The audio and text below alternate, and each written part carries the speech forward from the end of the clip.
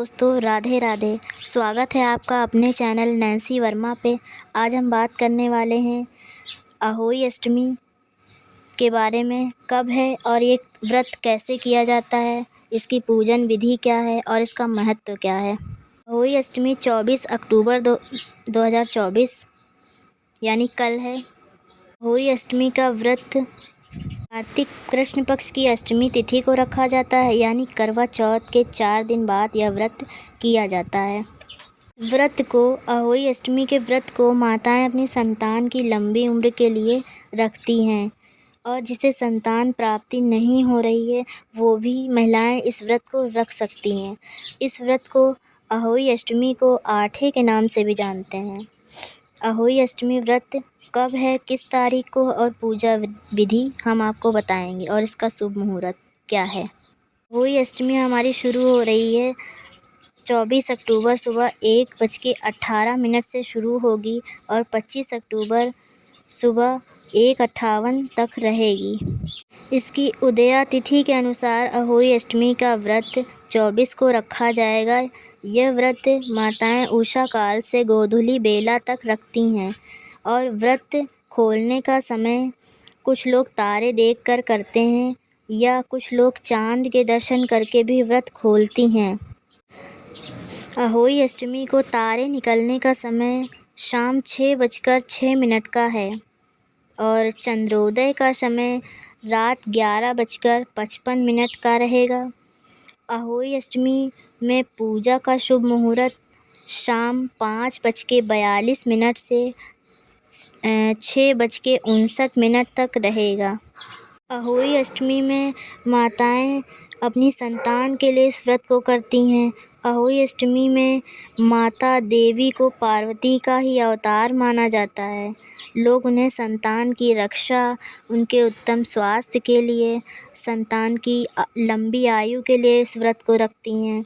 अहोई अष्टमी की पूजन विधि क्या है, ये भी हम आपको बताएंगे आगे वीडियो में। अहोई अष्टमी की सामग्री क्या लेनी चाहिए। अहोई अष्टमी में माता का चित्र आप बना सकती हैं गेरू से, या आप बाज़ार से भी माता का चित्र ला सकते हैं। और एक कलश रखेंगे आप जल से भरा, गंगा जल और धूप बत्ती, दीपक, गाय का घी और श्रृंगार का सामान, रोली, कलावा, अक्षत लेंगी, सूखा आटा चौक के लिए, गाय का दूध और भोग के लिए प्रसाद लेंगी। इस दिन अहोई माता के साथ साथ स्याहू माता की भी पूजा होती है। कथा में आप सुनेंगे स्याहू के बारे में। अहोई अष्टमी की पूजन विधि। अहोई अष्टमी को एक पूजा विधि में आप एक चौकी लेंगे, उसे लाल कपड़ा या पीला कपड़ा बिछा सकते हैं, और इसमें माता का चित्र बनाएं या फिर बाज़ार से लाकर लगा दें। फिर सूर्यास्त के बाद माता का चाँद निकलने पर पूजा करें माता जी की। इस पूजा में जल से भरा कलश रखें, और जो हमने अभी सामग्री बताई है, सफ़ेद धातु, दूध, फूल वगैरह अर्पित करें माता के ऊपर, और भोग लगाएं।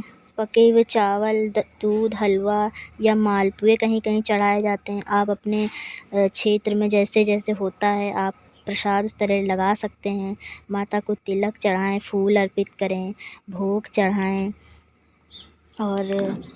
और पूजा के बाद गेहूं के 7 दाने और साथ में दक्षिणा के लिए कुछ पैसे लेकर सच्चे मन से कथा सुने, और फिर कथा सुन करके इस कथा के बाद इस दक्षिणा और जो गेहूं के दाने होंगे उन्हें सास को दें, और उन्हें उनके पैर छूकर अपनी माँ के आशीर्वाद लें, सासू माँ के। और फिर तारों या चंद्रमा को देखकर आप अपना व्रत खोल लें। कहते हैं इस दिन राधा कुंड में स्नान का भी बहुत महत्व बताया जाता है। इस दिन कहते हैं राधा कुंड में जिन जोड़ों को संतान नहीं हो रही है या कोई समस्या आ रही है संतान होने में, इस दिन कहते हैं राधा कुंड में स्नान कर, इस पवित्र कुंड में खड़े होकर पूजा करें तो संतान का सुख अवश्य प्राप्त होता है आपको। इसी मान्यता के कारण हर साल अहोई अष्टमी के दिन कई शादीशुदा जोड़े एक साथ रात में राधा कुंड के पवित्र जल में स्नान कर पूजा करते हैं और उन्हें ये सुख अवश्य प्राप्त होता है।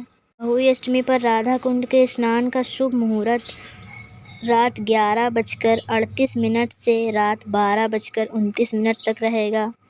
और फिर पूजा के बाद आप आरती करके प्रसाद ग्रहण करें, अपना व्रत खोलें।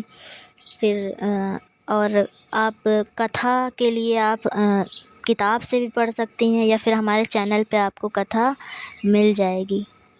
अगर आपको हमारी वीडियो अच्छी लगी है, कुछ जानकारी प्राप्त हुई है, आपके उपयोग में आई है हमारी वीडियो, तो इस वीडियो को लाइक ज़रूर करें, चैनल को सब्सक्राइब भी कर लेना। लाइक तो ज़रूर करें आप लोग। धन्यवाद। तो कोई ऐसी जानकारी, पूजा विधि वगैरह आपको मिलती रहेंगी इस चैनल पर, बने रहिए हमारे साथ। धन्यवाद।